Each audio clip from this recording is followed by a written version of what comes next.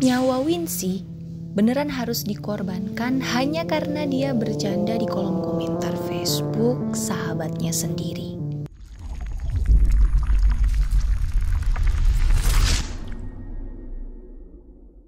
Joyce Howe atau biasa dipanggil Wincy adalah seorang remaja cantik yang lahir di negara Hong Kong pada tanggal 15 Mei tahun 1996. Namun kedua orang tua Wincy akhirnya memutuskan untuk hijrah dan pindah dari Hong Kong ke Belanda dengan membawa Wincy yang saat itu masih kecil dan adik laki-lakinya. Karena keluarga ini pindah ke Belanda sejak Wincy dan adiknya masih lumayan kecil, saat mereka beranjak dewasa, kedua kakak beradik ini sudah fasih banget berbicara pakai bahasa Belanda. Apalagi Wincy ini pinter banget. Selain berprestasi di bidang akademik, Wincy juga memiliki minat yang tinggi dengan permainan catur. Saking sukanya dengan catur, dia pun menekuni bidang ini dan hasilnya Wincy pernah menjadi juara tingkat nasional di Belanda. Gak hanya itu, karena ternyata Wincy juga sangat tertarik dengan piano. Itulah kenapa di sela-sela kesibukannya sekolah, Wincy masih menyempatkan diri untuk ikut les piano. Dan seperti remaja pada umumnya, Wincy sangat suka bergaul. Dia pun berteman dengan siapa saja, mencoba hal-hal baru dan hal-hal menyenangkan lainnya. Di antara sekian banyak teman Wincy, dia punya satu bestie yang akrab banget. Kemana-mana mereka berdua bareng. Di mana ada Wincy, di situ pasti ada sahabatnya. Dan namanya adalah Polly. Usia mereka hanya selisih 1 tahun saja.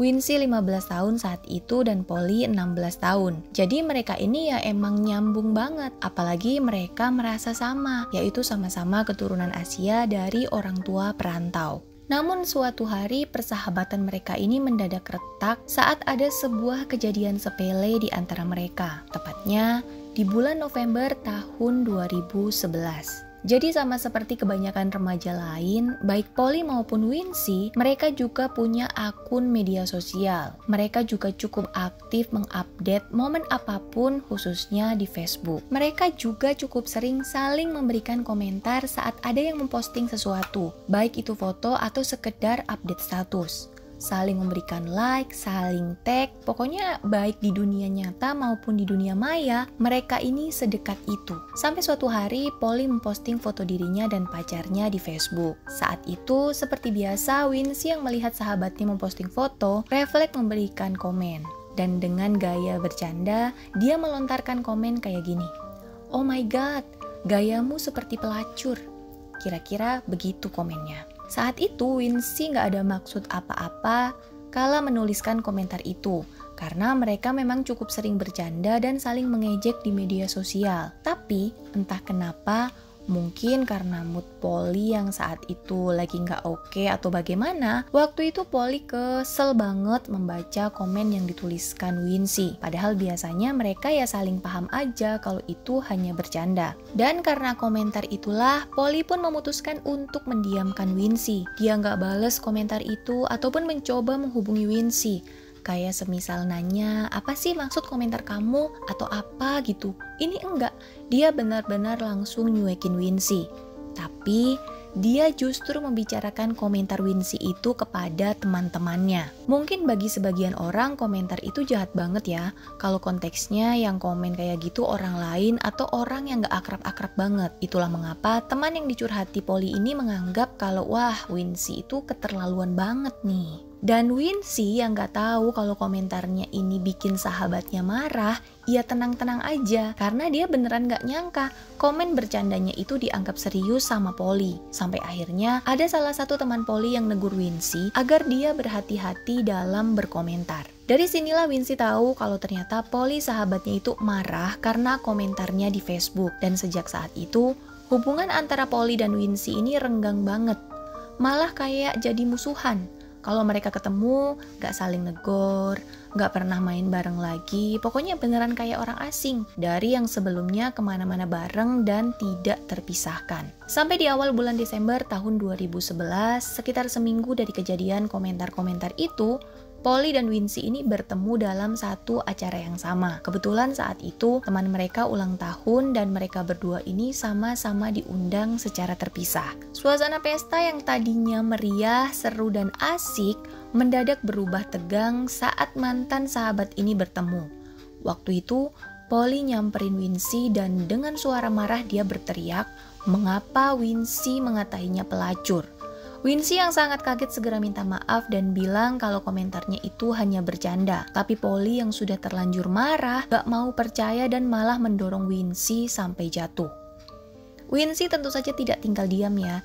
Jadilah mereka berdua ini saling dorong-mendorong yang membuat situasi pesta saat itu lumayan chaos. Polly yang seperti kesetanan kemudian teriak-teriak mengusir dan bilang kalau dia tidak ingin lagi melihat muka Wincy. Wincy pun akhirnya mengalah dan memilih untuk pergi dari tempat itu sambil menangis. Dia beneran gak nyangka kalau Polly akan semarah itu kepadanya. Setelah kejadian di kafe itu, hampir setiap hari Polly mengirim pesan makian kepada Wincy dan Wincy ya kembali hanya bisa minta maaf. Tapi bukannya maafin, Polly justru makin marah dan malah mengancam kalau dia akan membunuh Wincy dan keluarganya. Saat itu Wincy kayak sadar kalau persahabatannya sama Polly udah bener-bener parah banget dan gak mungkin bisa diperbaiki lagi. Alih-alih membalas semua makian Polly, Wincy lebih memilih untuk move on dan melanjutkan hidupnya sambil berharap suatu hari nanti Polly bisa maafin dia. Sementara itu, Polly ini seperti belum puas dan masih marah banget sama Wincy. Dia kemudian semacam mengadu soal masalahnya sama Wincy ini ke pacarnya yang bernama Wesley.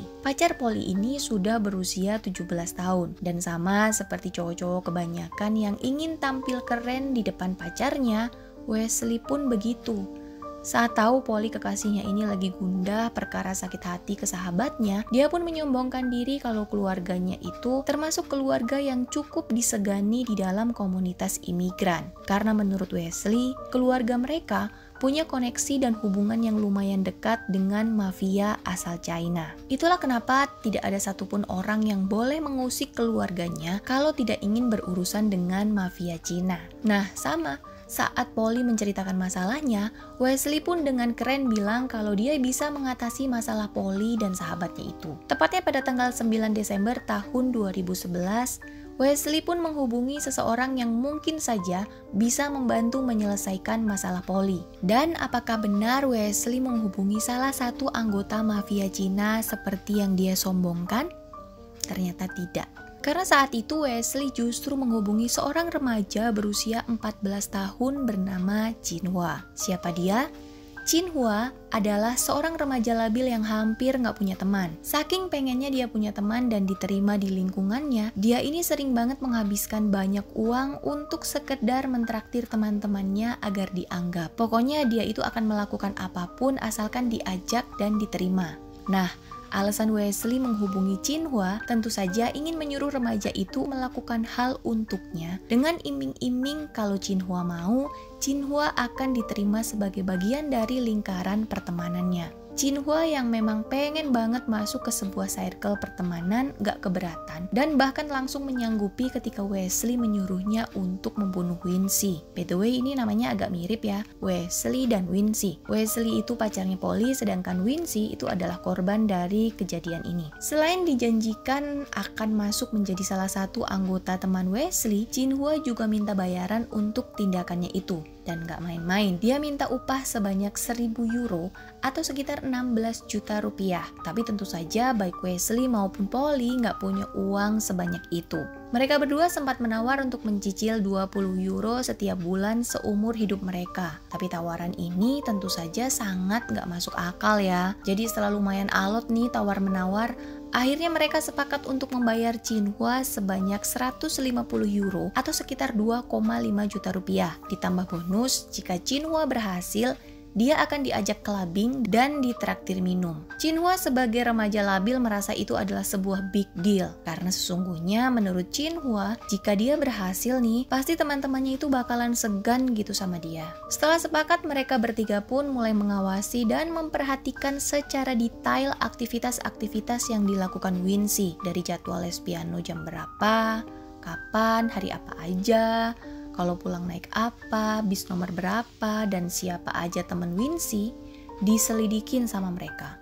Dan hal ini dilakukan hampir sebulan lamanya. Jinhua bahkan pernah 2 kali datang ke area rumah Wincy untuk melihat situasi rumah. Remaja ini benar-benar nekat banget, kayak nggak ada takut-takutnya. Setelah merasa cukup dengan pengintaian mereka dan tahu betul kapan dan jam berapa Wincy ini ada di rumahnya, pada tanggal 12 Januari tahun 2012, Jinhua pun berencana untuk menjalankan misi kejam itu. Hari itu pagi-pagi dia sudah bangun dan langsung menuju rumah Wincy. Padahal rumah mereka ini cukup jauh loh. Jinhua tinggal di Rotterdam, sedangkan Wincy tinggal di kota Arnhem. Tapi semangat banget Jinhua ini, dan sesampainya di depan rumah Wincy, ternyata rumah itu kosong. Dia coba mengetuk pintu itu dan memencet bel, tapi nggak ada satupun yang membukakan pintu. Tapi dia juga nggak nyerah gitu aja.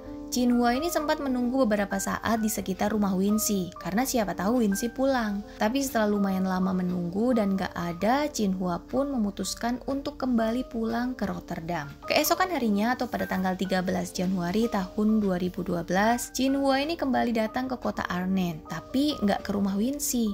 Dia menginap di salah satu rumah temannya yang ada di sana. Kenapa Jinhua melakukan itu? Alasannya adalah karena dia tahu kalau besok Wincy itu ada jadwal les piano. Dan setelah selesai les sekitar jam 2, dia memperkirakan kalau sekitar jam 3 Wincy seharusnya udah ada di rumah. Saat itulah Jinhua berniat melakukan tindakan jahatnya. Keesokan harinya atau di tanggal 14 Januari tahun 2012 sekitar jam 1 siang, si remaja labil ini sempat-sempatnya membuat postingan di Facebook.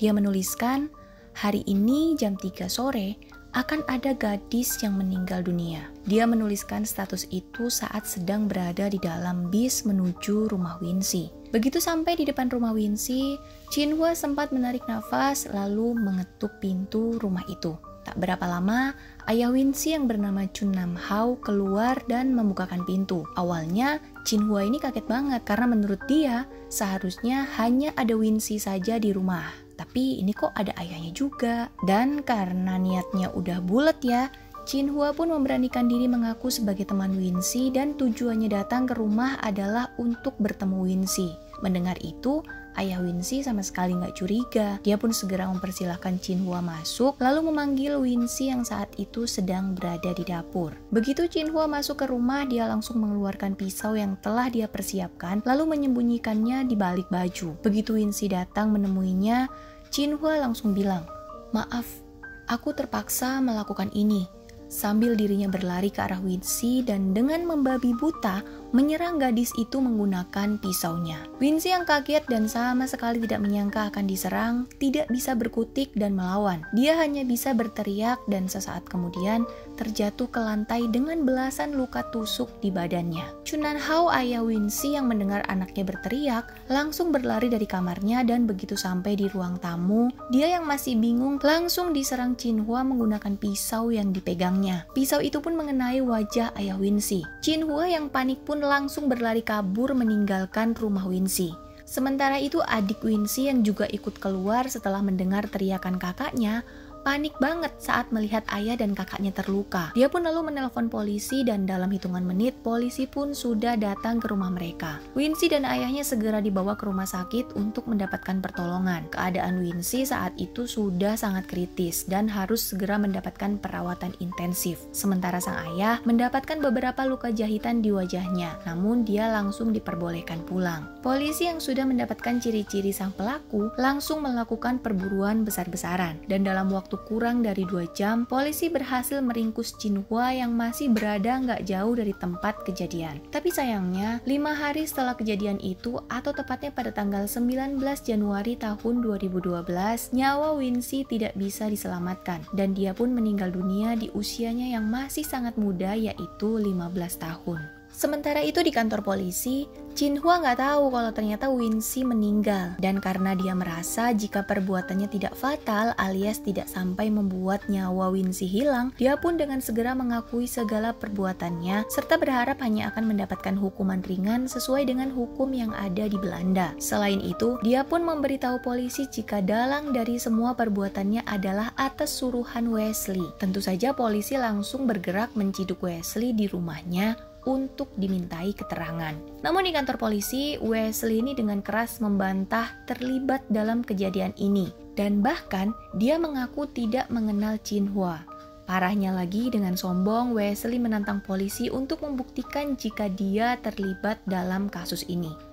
Polisi tentu saja tidak semudah itu percaya dengan keterangan Wesley, dan dengan segera mereka berhasil menemukan jejak digital sebuah percakapan. Dalam bukti rekaman itu terdengar dengan jelas bahwa ketiganya ini sudah sangat matang dalam rencana pembunuhan Wincy. Tanpa membuang banyak waktu, polisi segera menangkap Polly di rumahnya, tepatnya pada tanggal 24 Januari tahun 2012. Di dalam keterangan yang diberikan Polly kepada polisi, dia mengatakan bahwa dia memang punya masalah sama Wincy, tapi dia tidak ada niatan sama sekali untuk menghabisi nyawa sahabatnya itu. Polisi kemudian memberikan bukti chat dirinya ke Wincy, di mana dia pernah mengancam Wincy bahwa dia akan membunuh Wincy beserta keluarganya. Tapi menurut Polly, itu hanya omong kosong semata untuk menakuti Wincy. Tapi saat dia dikonfrontasi dengan bukti rekaman percakapan antara dirinya, Jinhwa dan Wesley, dia pun akhirnya mengaku, namun melemparkan semua tuduhan kepada Wesley kekasihnya. Menurut Polly, Wesley lah dalang dari semua perbuatan jahat mereka. Begitu pernyataan Polly dikonfrontasi kepada Wesley, pemuda itu beneran syok dan kecewa.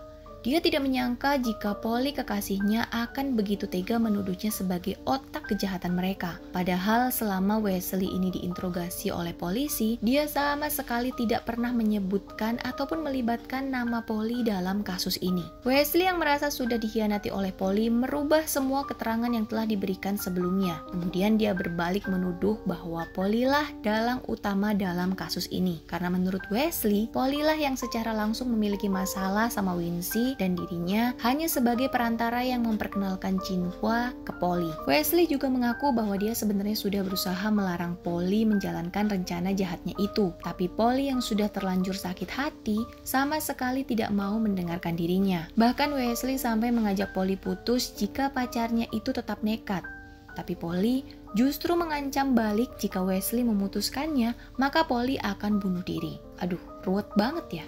Pada saat persidangan kasus ini dimulai pada bulan Agustus tahun 2012, masing-masing pengacara dari ketiga tersangka saling melemparkan pembelaannya. Pengacara Jinhwa mengatakan bahwa kliennya menderita sakit jiwa, sehingga dia tidak sadar akan konsekuensi dari tindakannya itu. Sedangkan pengacara Polly dan Wesley saling serang dan saling tuduh siapa sebenarnya dalang utama dalam masalah ini. Setelah melewati beberapa kali persidangan, tepatnya pada tanggal 3 September tahun 2012, Jinhwa dinyatakan bersalah.